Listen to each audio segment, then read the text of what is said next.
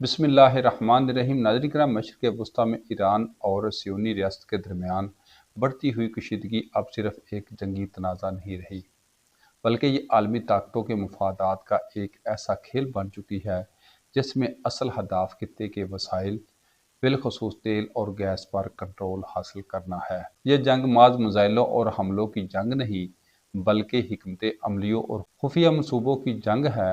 کھیل کا بنیادی مقصد یہ تھا کہ ایران اور خلیجی ممالک کو آمنے سامنے لا کھڑا کیا جائے اور ایران کے میزائل خلیج کی ریاستوں کو نشانہ بنائیں اور عرب دنیا عدم استحکام کا شکار ہو جائے۔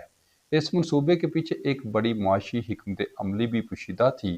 اگر خلیجی ممالک تباہ حال ہوتے ہیں تو ان کی تعمیر نو کے لیے انہیں یورپ اور مغربی طاقتوں پر انحصار کرنا پڑے گا، یعنی جتنی زیادہ تباہی ہوگی اتنی زیادہ خریداری، جتنا زیادہ عدم استحکام ہوگا اتنا ہی زیادہ معاشی فائدہ۔ دوسری طرف ایران کے اندر بھی رجیم چینج کا خواب دیکھا جا رہا تھا۔ منصوبہ یہ تھا کہ ایسی حکومت قائم کی جائے جو وسائل سے تو مالا مال ہو مگر سیاسی طور پر کمزور ہو، بالکل ویسا ہی ماڈل جیسا لاطینی امریکہ کے بعض ممالک میں دیکھا گیا۔ لیکن اس پورے کھیل میں ایک ایسا ملک بھی سامنے آیا جس نے اس پورے منصوبے کی بساط الٹ دی، اور وہ ملک کلمہ کی بنیاد پر بنا پاکستان ہے۔ پاکستان نے نہایت ہی خاموش مگر مؤثر سفارتی کردار ادا کرتے ہوئے سب سے پہلے سعودی عرب پر ہونے والے حملوں کو رکوانے میں کردار ادا کیا۔ اس کے بعد ایران کو یقین دہانی کروائی کہ خلیجی ممالک کے راستے محفوظ رہیں گے اور جنگ کو اس حد تک پھیلنے نہیں دیا جائے گا کہ پورا خطہ تباہی کی لپٹ میں آ جائے۔ یہاں تک حملوں کی بندش کے ساتھ ایران کی طرف سے سفارتی سطح پر معذرت بھی کروائی گئی۔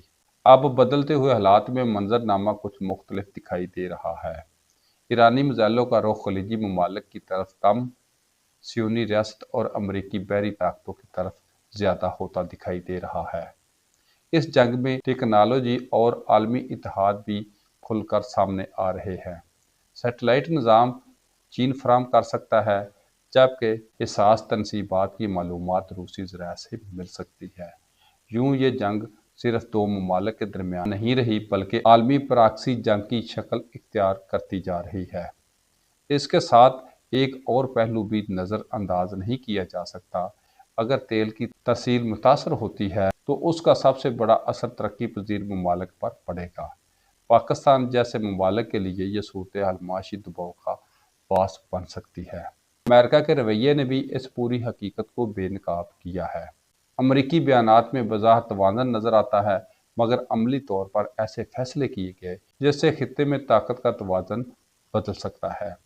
بھارت کو روس سے تیل خریدنے کی اجازت دینا اس حکمت عملی کی کڑی سمجھا جا سکتا ہے۔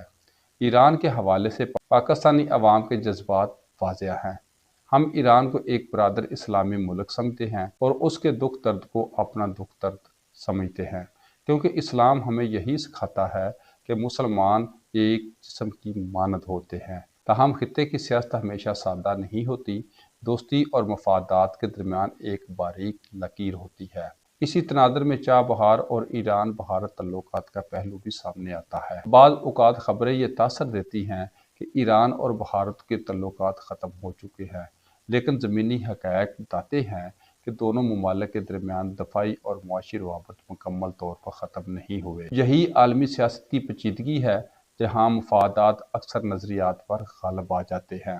ان تمام حالات کے باوجود ایک حقیقت واضح ہے کہ پاکستان نے اس مشکل صورتحال میں نسبتاً متوازن اور محتاط حکمت عملی اختیار کی ہے۔